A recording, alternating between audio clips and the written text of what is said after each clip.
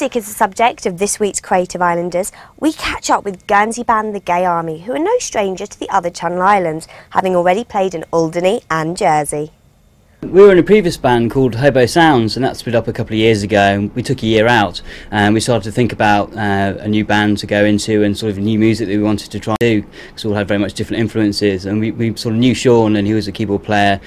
He came along and joined us, and we sort of just started playing, and things started happening really quickly and writing new songs, and it just went off from there really. We played in the live lounge, and it was surprising the amount of people that were there, and they were right up front with us, which was brilliant, and they didn't recognise our songs, but they were into it, so which was a good thing,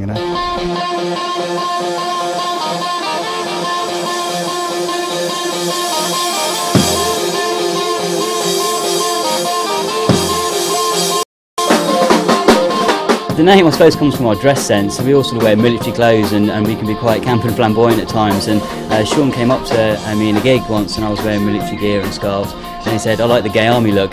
And we just started playing. It's just something that stuck really, and we sort of banded the name around and kind of kept going.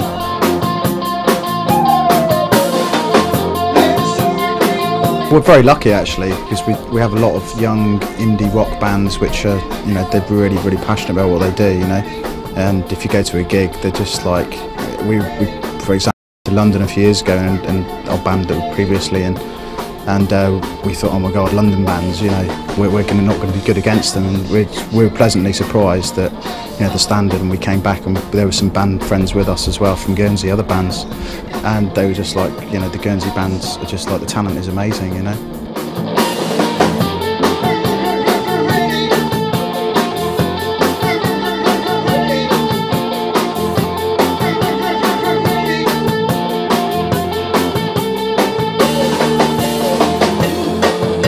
The best way to describe it is probably Electroclash. It's sort of very much dancey, there's guitars in it, and it's quite edgy, but overall we want to make people dance, so that's the sort of thing we're aspiring to do.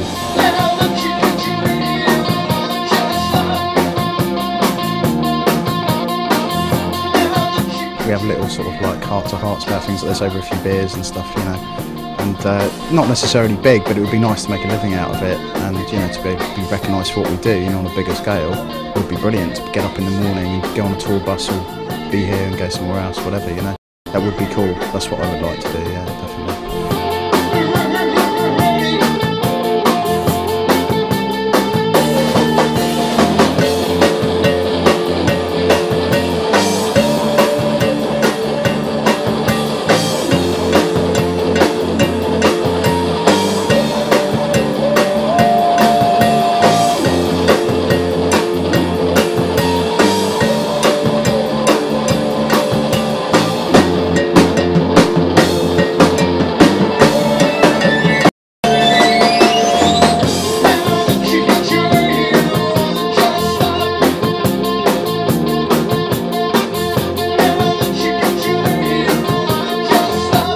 We want to do more and more gigs, and we want to play away. We would like to play in France and play away in England next year. We're doing some recording, use those demos hopefully to get us more gigs and sort of see where it goes really, try and push ourselves.